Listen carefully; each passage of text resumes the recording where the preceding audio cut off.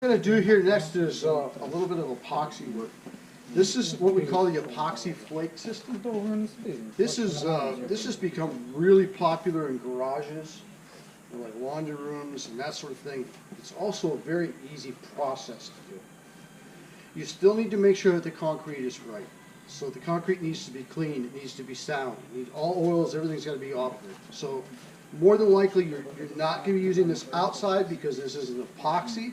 It's going to be used inside, not out on a sidewalk or anything like that, because epoxy will yellow over time with the UV rays. So the concrete's got to be clean, it's got to be dry, you've got to make sure that there's nothing on it. So grinding it, whatever the case may be. You don't necessarily need to use the DK700 on this one, which is the moisture mitigation, because the flakes, you're not going to be able to see imperfections in this like you will with the Epoxy 100. So you really don't need to do that, although when you're doing epoxy, the DK700 may be something that you always want to consider as a precautionary primer, because it's going to protect the concrete from anything coming up into your epoxy. Which is a vapor barrier? It's a vapor barrier, yep. It's a Perm 1 vapor barrier. It's one of the best vapor barriers you can get out there. I like that. Okay? So, and honestly, I think you can put it out for around somewhere between 42 cents a square foot. So it's not that expensive to be able to do it, and you don't have to worry about problems that come up later.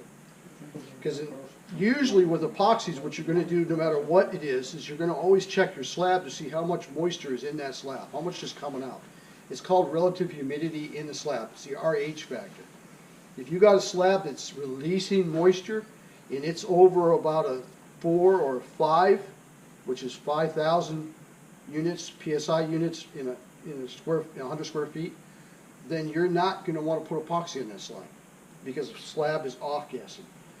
Where now, once you put that moisture mitigation system down, now you can get away with a lot more pressure coming up out of that slab.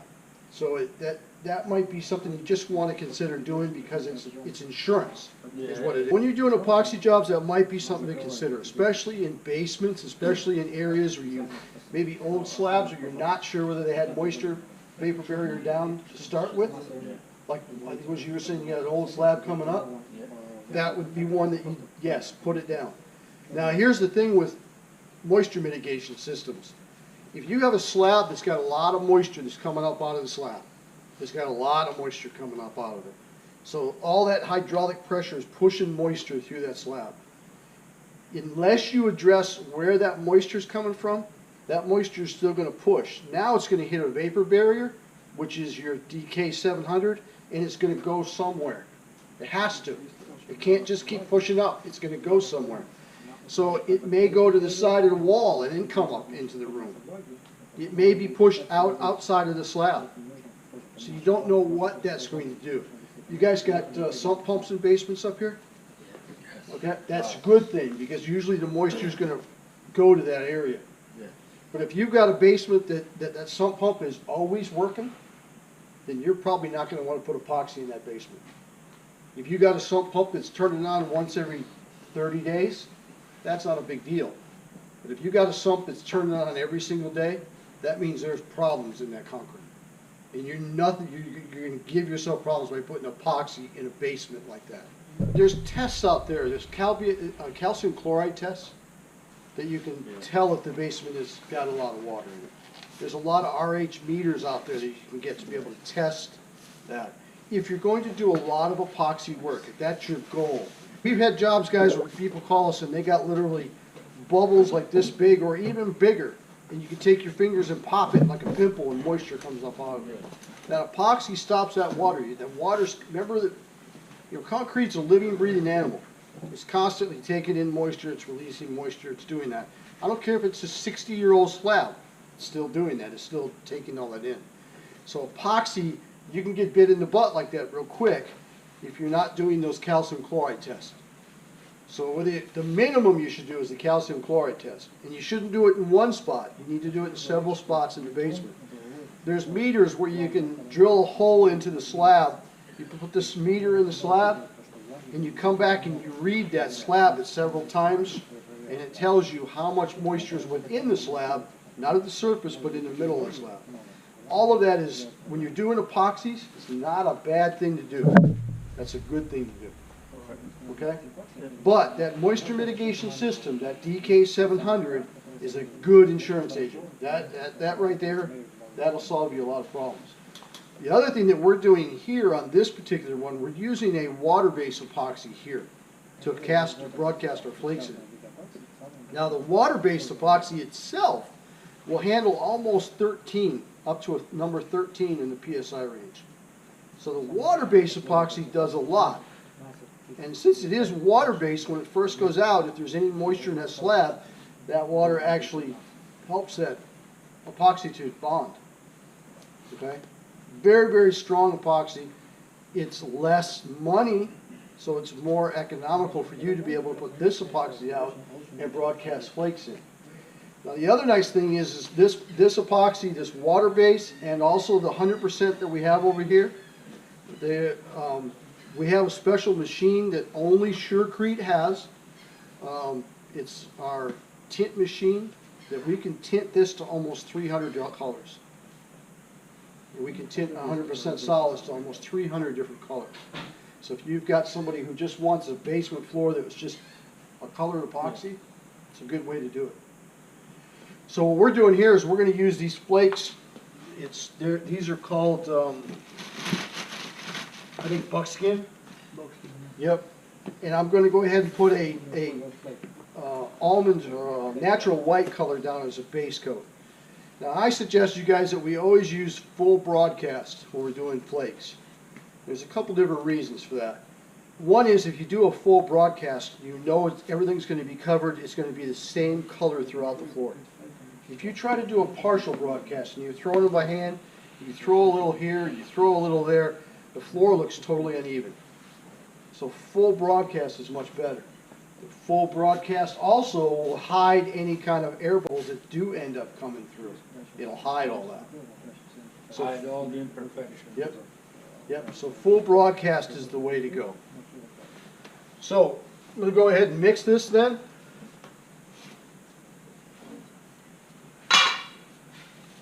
I like to use, especially I like to use the rubber or a plastic paddle when I do this.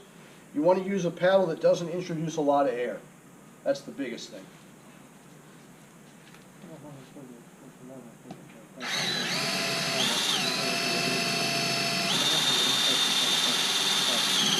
Does it clear color or just? This is tinted. Oh, tinted. Okay. Yep.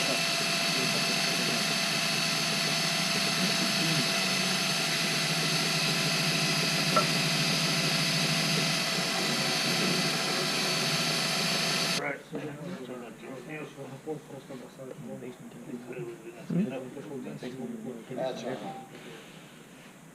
O estoy de tu casa, estoy de la casa.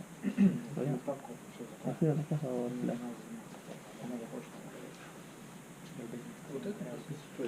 ¿Cuánto pagas ahí de móvil? So now let's go to 8 ounces here. If I can find the 8 ounces. It's too many. Puedes comprar una casa también. I think that's ounces there, isn't it? Que vale $1,500,000 cada casa. So go to 8 ounces for me there.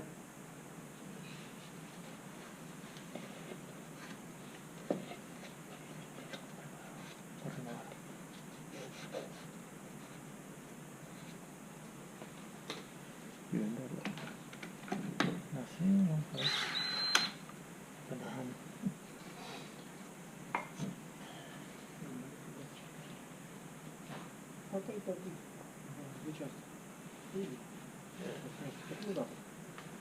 All right, ready? Yep.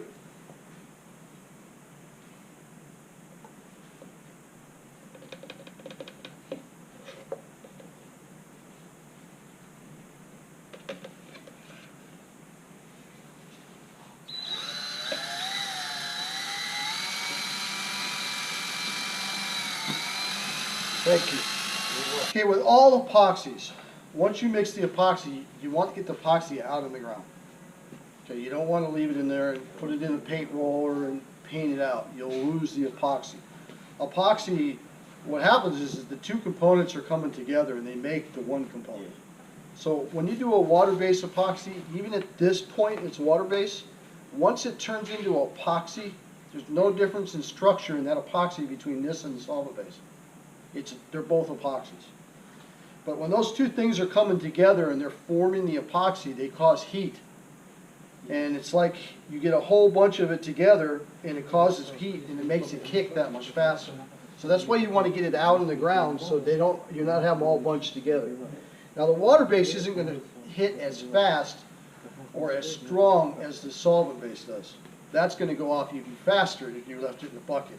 In fact, the solvent based epoxy, if you mixed it in a gallon can and you walked away from it, 15 to 20 minutes later, you're going to come back and that can's going to be smoking, literally. It gets that hot. So it's exothermic, it just releases its energy. That's why you want to get it out and spread, and then you got more time to work with it.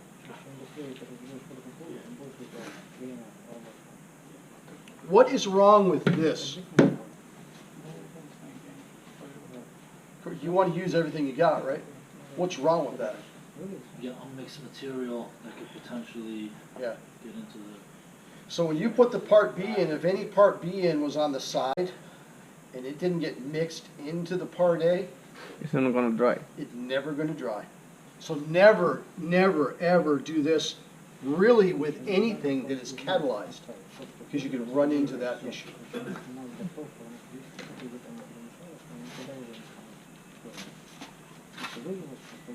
I always usually tape off my roller covers just to get any extra fuzz that's on there. That way I know that that fuzz isn't going to be transmitted into my surface that I'm working on. Yeah, let me take a couple pictures of this here with the address and next one.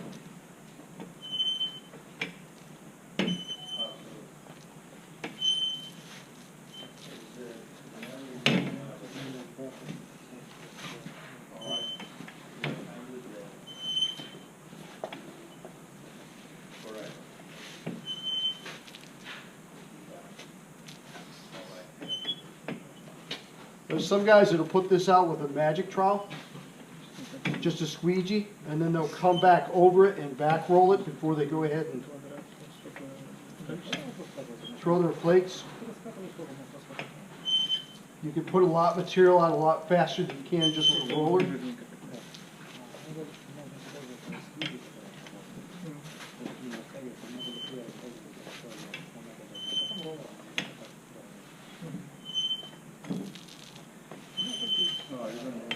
Let's allow epoxy for that.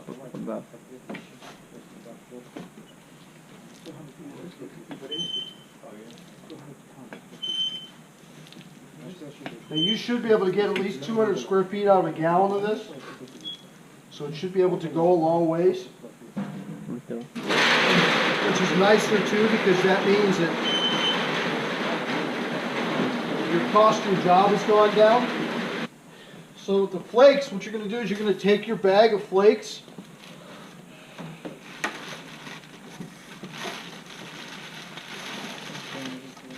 and you're going to feed the chickens.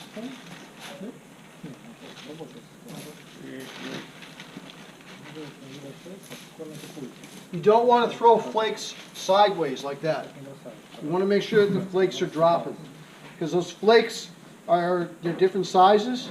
You're going to get flakes that are going to turn upright or sideways, so there's going to get more of a distinct looking floor if you throw them up and you let them settle.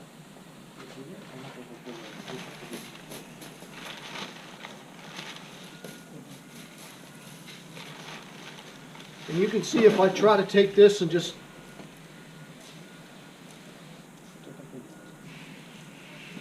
try to partial flake it, how hard it is to get it all even.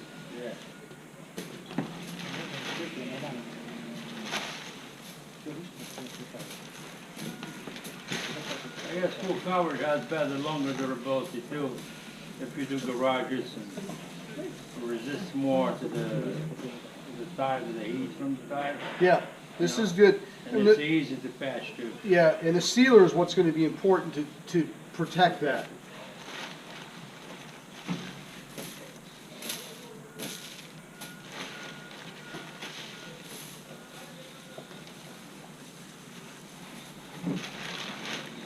Eso es si la gente lo quiere tener. El resto no. And here's the thing with, hot tire pickup seems to be a topic today that is very, very important. Because say you're doing a garage, and as you clean that garage floor, you notice where the car was parked, there's dark spots there. So you go ahead and you clean it to the best of your ability and you leave it at that. Yeah, you grind it. You might still notice some dark spots there. The best thing to do is if you notice that, put some water there. If the water doesn't soak into the concrete, then you still have problems. You need to keep addressing that problem. The plasticizers and the oils and stuff, and especially it's in the high performance tires, is what causes that hot tire pickup, if you will. So what happens is you may do this floor on top of a floor that has already had all that on there. So is it this that's failing, or is it underneath this that's failing? See, that's usually what happens. Yep, it's underneath this that's failing. It's not really the sealer that has failed. It's what's underneath the sealer. So if you have even a driveway, if you pull into some guy's driveway, you notice that he's got a high performance vehicle, it's got high performance tires on it. You need to think about that as you're sealing. Make sure that that's been all cleaned off. One of the best ways to clean it is the SCR, but also Dawn dish detergent. Because that Dawn dish detergent cuts all that grease and the grime, just like the commercial says. Yeah. It does a really good job. But just make sure you get all that off as well, because that's going to suds up like crazy. Once you get that off, then you're getting to the point where you know that that hot tire pickup isn't going to transfer into underneath this and then cause a problem later.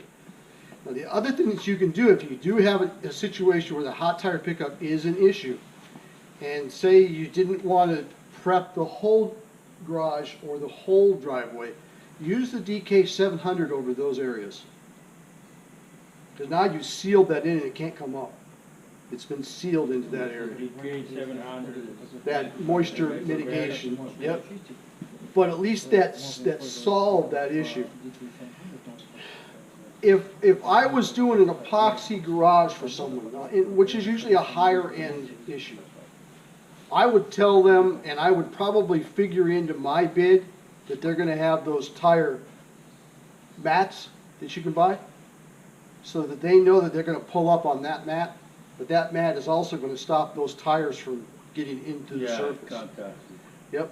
Because what happens is you come in, that car's been traveling high rates of speed, those tires are hot, those tires are expanding and contracting like that. So what happens is that they pull into the driveway, they park the car, the tire has gone like that, right? And as it's done that, it's taken the sealer and it's compromised it. Now as soon as they get into that car, they start the car. What do most people do when they start their car? Right? You turn that steering wheel. It might just be, you turn that steering, and what did you just do with your sealer? You just compromise it. Yeah. And that's where you get the look like it's hot tire pickup. And in reality, it really isn't a hot tire pickup. It's the sealer failing underneath of it because of it. But there's like I said, there's things that you can do to solve that problem beforehand. Now tomorrow, what we're going to do is we're going to come back and we're going to scrape this, and we're going to put a sealer on top of it. But when you scrape all this, you can save that leftover flake for the next job. Is this going to work the same way as on plywood? Yes, it can be used on plywood. I've got it. Yeah, I've used it on plywood. Yeah. You don't have to put like any sealer under? Well, you need to make sure if you got plywood, you got the joints of the plywood, right? That's the problem, is that plywood is doing this. But this water base will stick to about anything. Okay. So, I mean, it'll stick to it. But the problem is you need to make sure that you've addressed all those joints and everything on plywood. Do you have the product in clear? Clear? Yes. Yeah. We do. Why would you want to use it in clear? No, because some people, they like to look the pure concrete. True. In that's the case, I wouldn't use that. I would use the clear polyurethane. Oh, really? On it. Oh, yeah. Absolutely. Yeah. Okay. It's tougher than this. Polyurethane is a much tougher sealer. But now the difference is when you scrape these flakes, you're gonna have a lot smaller flakes, you're gonna have little pieces of flakes. So you may want to save these flakes for the next job, but you're gonna want to mix those into the other bags. Or else you're gonna have an area that looks different because the flakes are so much smaller. But most of the time I save them for touch off. Yeah. Or just save all your flakes and use those only on that job, so it looks consistent throughout that floor. Okay, so when you walk away, when you're flaking, because you're gonna do this, you're gonna get out here on spikes after you've rolled it out. You're just gonna back your way out. Now you can, if it's a garage floor, you can have one guy rolling it out, and by the time he's done 50, 60 square feet, you can have a guy in there throwing flakes. You don't need to roll the whole floor and come back into it. So you're working out of the room together. Okay. And then when we're throwing the flakes, you're throwing them right over your spikes, so you're not going to see the spike holes. So you just work right out of the room. And you want to make sure that when you look at it, it doesn't look like there's any shiny spots, because those shiny spots will translate later into a shiny spot. You're going to always see that. The empty space. Yeah. So that's why you want to make sure you're full broadcast.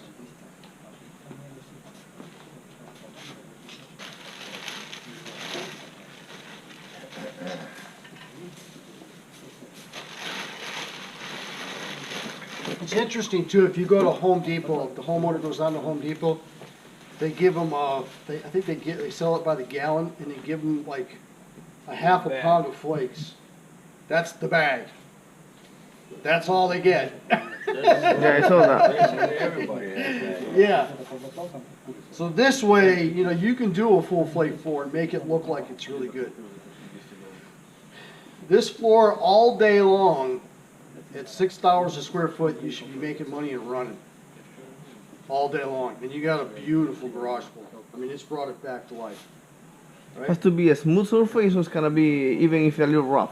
A little rough will, Small, little texture. yeah, a little rough will work, but you don't want it so rough that Yeah, because you you can see the see texture behind it. some concrete that way, they leave like a really smooth. Yeah. Yeah, smooth. Now, you're not going to do this on a driveway. You do it in the garage. No, in the garage, yeah, in the Yeah, garage, yeah. the garage, sorry, I'm not. Yeah, Garage. but that, you're gonna go in and grind it first, just do a quick grind on it, open it up. Texture in the garage. Yeah, If you hit the brakes, it's not gonna be smooth. Yeah, It's tough to grab. yeah, on. to grab, yeah. yeah, and that's the nice thing about this, is it leaves, if you scrape this off, and you broom it off, get it all off, you come back and you put one, maybe two coats of polyurethane over it, you still have texture. So you don't need to put anti-slip in it, you already have it. A lot of guys, they sand it very deep. Yeah, and they, see, right, but then you're defeating the purpose to me. Well, basically, it's when they sand it, you know, they double broadcast it. Yep. They make it like a tie, they use tapes, Yep, you know, it looks like that. But they sand it very deep. smooth. Yeah, and then they finish it with thicker sealer like epoxy or, Yep, you know, and make it look almost like tiles. You know, you can do it any way you want it. yeah. You gotta be creative, that's all. I mean, you can use stencils and throw it in Absolutely. all sorts of different things. Now these, Oleg's got, there's a list in there that shows, is there 12 different flake colors? Approximately. 12 flake colors. With those flake colors, it gives you the base color. So like for instance, the buckskin says to use the antique white. That doesn't mean you have to. That's what the chart is showing. You can use, if you want Any to use colors a you want. pink base, you can use a pink base if you Right, want to. That's right. all up to you. You just got to give Oleg, say, hey, I need how many gallons of this, and Oleg, give him time to get it ordered and shipped up here. Especially pink. Especially pink. Yeah. You know which is the hardest one for us to tint? Purple. And we know that because there's, I don't know, there's some ball team out there that somebody wanted. Looks beautiful. But that, I mean, it's such a simple procedure to do this. And you know what, when you use color, you know, primer like that, or base coat, you save on the chips too. Yeah. Save a lot. Yeah. And I mean, if you're getting 200 square feet of epoxy out of that, if you're getting 200 square feet, you don't have to throw as thick as I threw into there. Yeah, it was an average per pound, so per bucks. How many square foot? 2 square foot per panel? No, it's more than that. I usually get per box, like 300. Yeah, 300 square feet? So most guys probably like 250, 300 being estimated, but yeah. the last one we did was 400 square feet, and we did it with like one box, maybe a couple handfuls. Yeah. Well, it's a 25-pound box. So if it was 200 square feet, it's, Wow. you know, roughly a pound of, Usually they say a half a pound yeah, per square foot. yeah. It depends. Well, on you depends go. how heavy you go. How thick you I throw. guess a lot of guys, they used to go more Right. with the clear coats, and that's decorated Yeah. more. Yeah.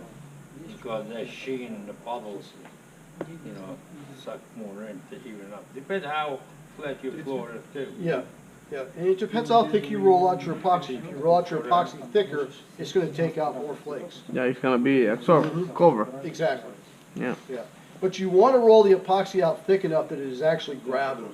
You don't wanna take it out too thin that it doesn't have an opportunity to grab the flakes, or else then you won't be able to get the full color out of the flakes.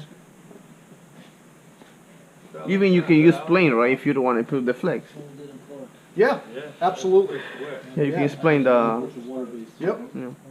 Well, the one in the new house? Yeah. Yeah, if I was doing plain, I'd put it out plain, and then I'd put a coat of polyurethane over top of it, and I'd Yeah. probably put More anti-slip. protection. Yeah.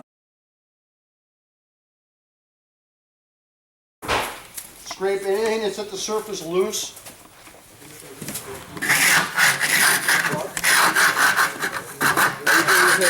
You can use a vacuum. Yeah. You can use a vacuum. Yes, absolutely. Yeah.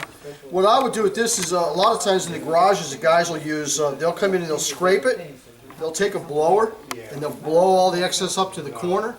They'll pick all of that up. They'll scrape it one more time. They'll take all that up and then they come back and seal it. Yeah, whatever's loose. Yeah, whatever's loose.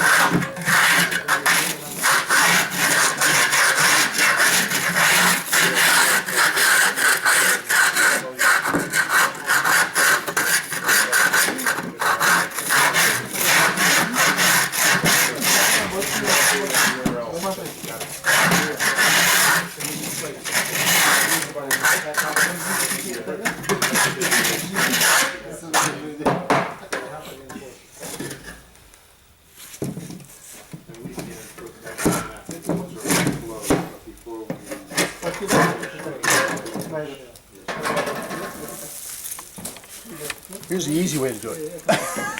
You can't do this on floors though.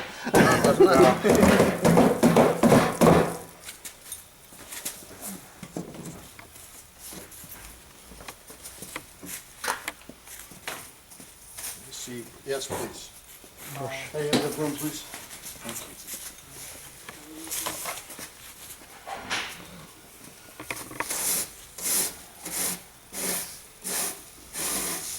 You want to put another coat? Was like, oh, that's it. We're gonna put some solvent-based polyurethane over this.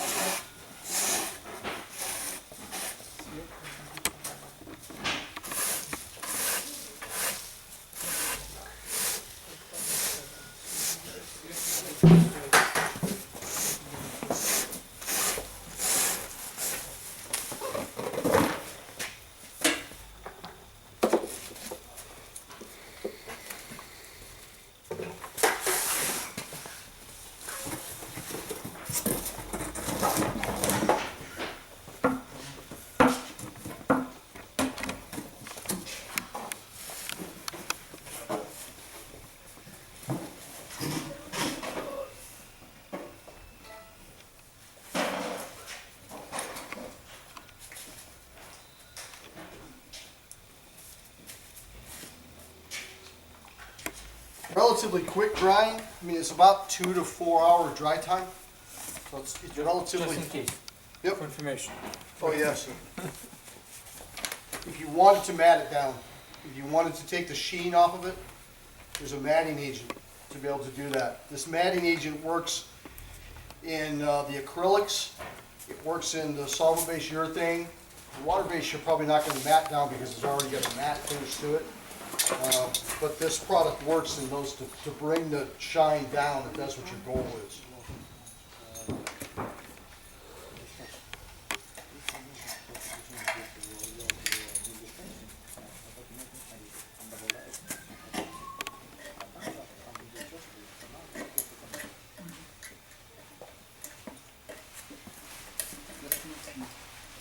This is one of those that you want to try to keep it warm.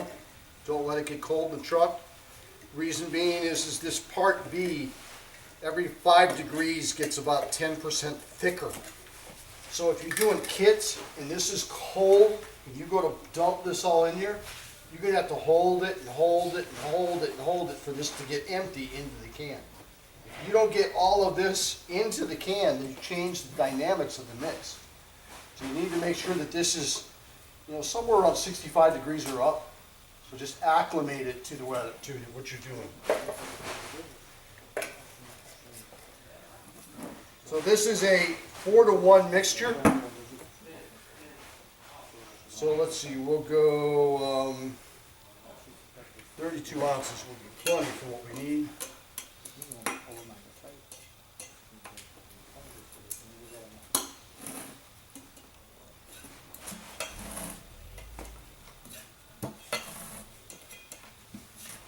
And this is going to be a very, very durable finish. In some cases like this here, you may want to just put one coat on.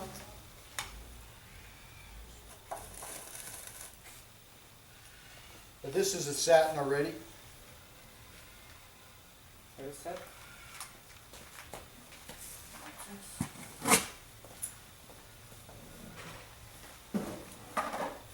satin. You can close it, we can take the gloss if you want. No, satin works. Satin? It's gonna work fine on this one? It won't be as glossy. You want to use the gloss? Yeah, let's use gloss. Close it back, I'm gonna take the gloss. Part B is the same, so we can just...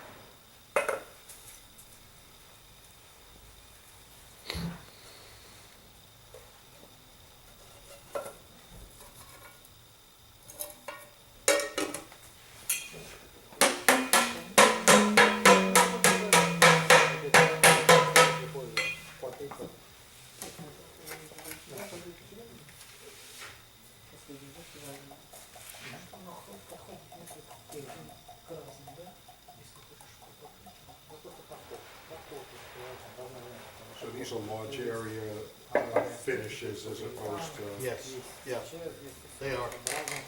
These are more floor finishes versus what we were talking about earlier for countertop finishes. They can be used each way, but these are more for floor. Yeah.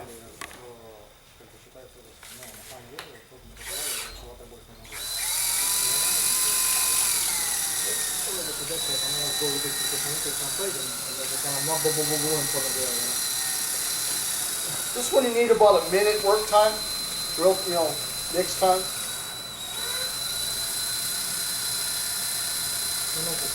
Definitely going to do a cover. In your houses, Some ventilation. yeah, some ventilation.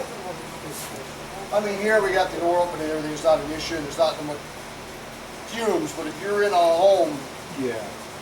Better open the window. open, Doors. open doors, open windows, we're probably gonna do that anyways, but even the PC-12 in the kitchen, if you're doing that in the kitchen, make sure that the pilot lights are off in the stove, the oven.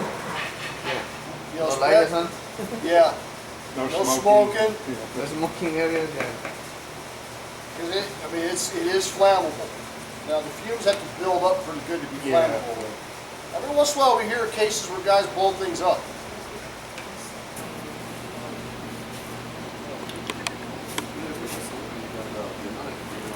No, you gotta stay on top of that. Because Yes, it does, constantly. Yeah, the products are constantly evolving.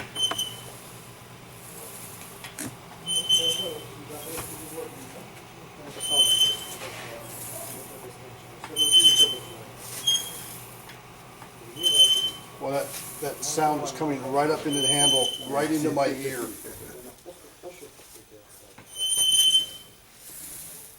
When's the last time you worked for Randy?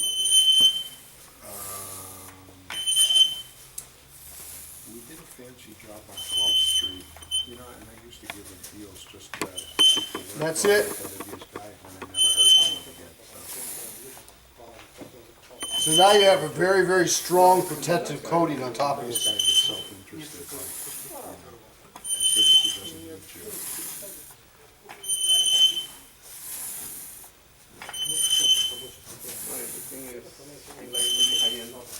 Yeah. There you go. Sometimes we do that. It's like there's no light. So you see both of these now brought back the shine. Because these are the solvent-based high gloss. So both of them, you still have the shine, you still have the sheen there. But it's much harder surface than it was before with just the epoxies. Yeah.